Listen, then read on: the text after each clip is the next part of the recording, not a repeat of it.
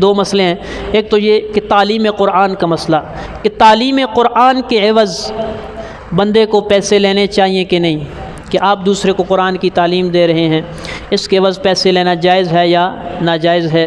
तो इमाम आज़म अबू हनीफ़ा रहमतुल्लाह ताला अलैह ने अपने ज़माने के अंदर इसके नाजायज़ होने का फ़तवा दिया, लेकिन बाद में जो हनफ़ी उलमा आए उन्होंने इसको जायज़ नहीं बल्कि ज़रूरी करार दिया।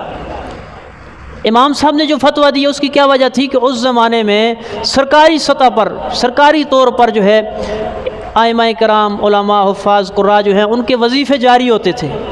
इस वजह से उन्होंने क्या किया, अपने दौर के हिसाब से फतवा दिया कि किसी आम आदमी से पैसे लेना उसको तालीम कुरान के बदले में जायज़ नहीं है। लेकिन बाद में जब हुकूमतें तब्दील हो गई, फासिक व फाजिर लोग आ गए और ये वजीफ़े बंद हो गए, तो फिर उस वक़्त के उलमा ने कहा कि ये सिर्फ़ जायज़ ही नहीं बल्कि ज़रूरी है।